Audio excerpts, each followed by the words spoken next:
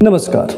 आप इस वीडियो में देखिए किस तरीके से एक लड़का इंग्लिश में संविधान प्रस्ताव कॉन्स्टिट्यूशन की बात कर रहा है, यानी कि हमारे संविधान की बात कर रहा है, उसके अधिकारों की बात कर रहा है, हक की बात कर रहा है, एक्ट की बात कर रहा है। ताली बजाओ, रुक जाओ, चलो।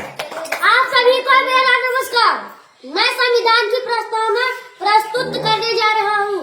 We the people of India having solemnly resolved to constitute India a sovereign socialist secular democratic republic and to secure to all its citizens justice, social, economic and political liberty of thought, expression, belief, faith and worship, equality of status and संविधान के बारे में बात कर रहा है, बहुत अच्छी बात है। सरकारी विद्यालय का ये छात्र है, लेकिन सवाल ये है कि ये वीडियो फेसबुक पर एक पेज है जिस पर लिखा हुआ है BSA, यानी कि बेसिक शिक्षा अधिकारी अंबेडकर नगर। अब सवाल ये है कि क्या सभी सरकारी विद्यालय में, प्राथमिक विद्यालय में इसी तरीके से बच्चे पढ़ते हैं और इतने ही आगे हैं वो, इंग्लिश पढ़ने में इतना ही तेज हैं वो और इतने ही अच्छे से इंग्लिश को पढ़ सकते हैं?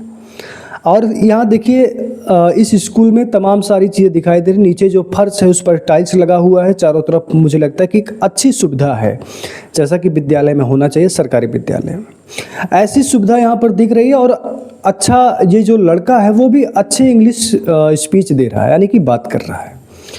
तो क्या अंबेडकर नगर में सभी प्राथमिक विद्यालय में इसी तरीके से पढ़ाई होती है? इसी तरीके से हर बच्चा इंग्लिश में बात कर सकता है, संविधान की बात कर सकता है, देश की बात कर सकता है, वो मानचित्र पर अपने देश के पड़ोसी देश को खोज सकता है? हो सकता है कि सभी विद्यालय में एक दो बच्चे हों, मगर जो व्यवस्था है, जो पढ़ाने की प्रक्रिया है और जो इस वीडियो में जो चीज़ें दिख रही हैं, क्या वो आपके गांव का जो विद्यालय वहाँ पर मिल सकता है?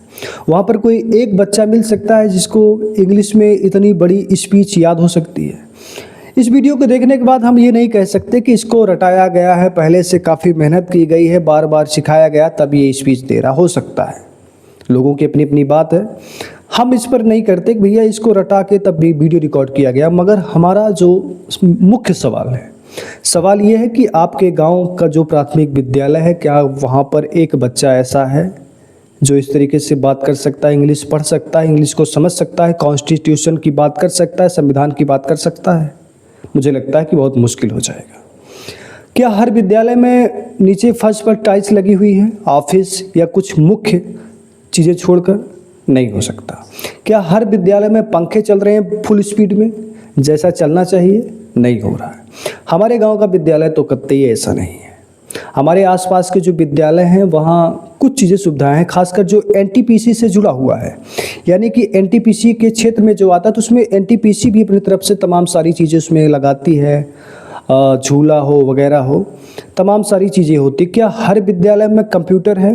क्या हर विद्यालय में कंप्यूटर के कीबोर्ड पर Ctrl+C से Ctrl+D से Ctrl+M से Ctrl+N से क्या होता है इसके बारे में पता है बच्चों को? नहीं पता है।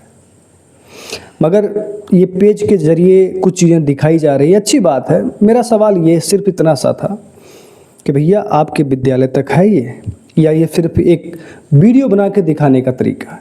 धन्यवाद, नमस्कार। ऐसी अगर सुविधा जहाँ जो वीडियो में दिख रहा है वैसी सुविधा हर विद्यालय में होनी चाहिए, हर बच्चों को वैसे ही पढ़नी चाहिए, ध्यान रखना चाहिए। धन्यवाद, नमस्कार।